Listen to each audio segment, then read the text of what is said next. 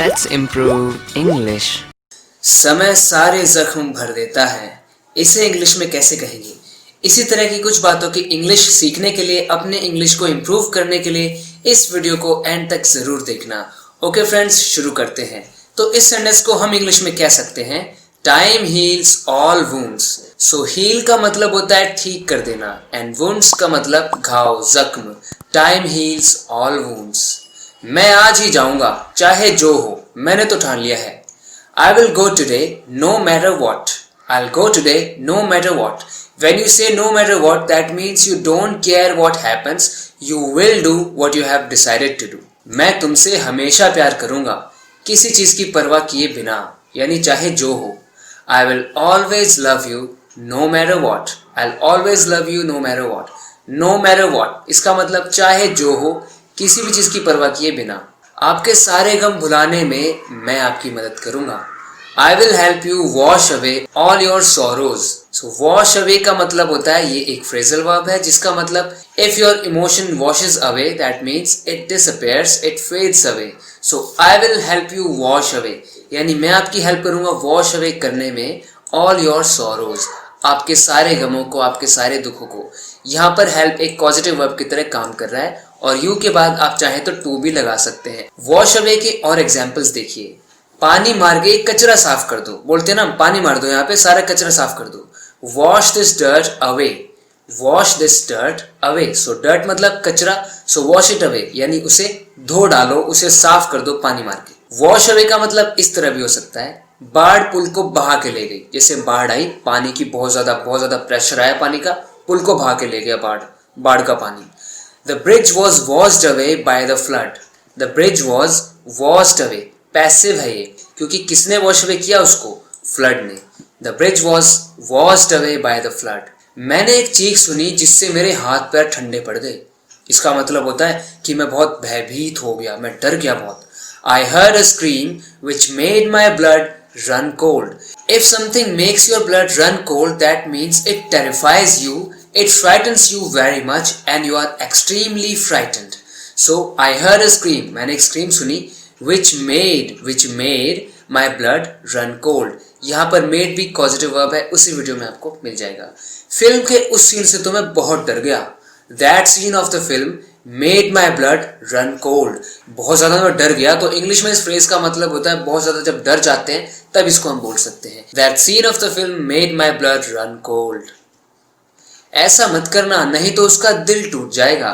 Don't do this, otherwise he will be heartbroken.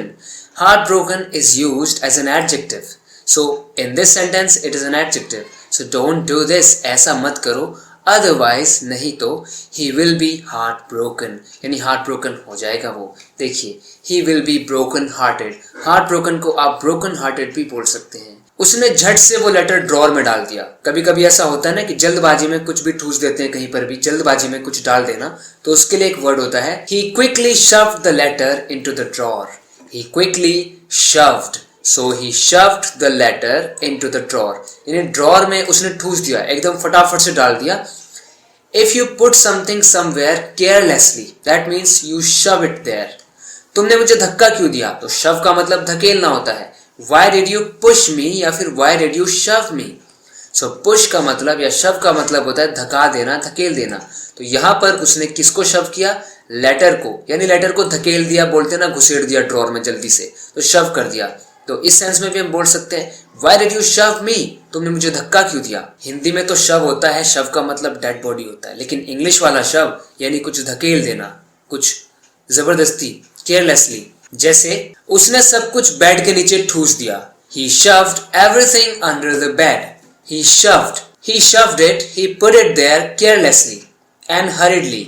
So he shoved everything under the bed. यानी bed के नीचे ठूस दिया सब कुछ। लोग धक्का मुक्की कर रहे हैं, तो हम कह सकते हैं People are pushing and shoving. People are pushing and shoving. अभी पुश का मतलब भी धक्का देना, शव का मतलब भी धक्का देना। इसको ऐसे समझ लो जैसे हम हिंदी में भी बोलते हैं ना धक्का मुक्की, तो इसको मुक्की समझ लो। एक्चुअली पुशिंग एंड शविंग इस फ्रेज का यूज किया जाता है ये बोलने के लिए कि लोग धक्का मुक्की कर रहे हैं, भीड़ भाड़ में एक दूसरे को धक्का दे रहे हैं। So people are pushing and shoving. ऐसा लगता है कि तुम्हें कोई परवाह नहीं है। You don't seem to care. You don't seem सीम का मतलब लगना या प्रतीत होना होता है, यानी you don't seem to care, यानी ऐसा लगता है कि आपको कोई परवाह ही नहीं है। सीम के ऊपर मैंने एक वीडियो बनाई हुई है, यहाँ पर आपको मिल जाएगी।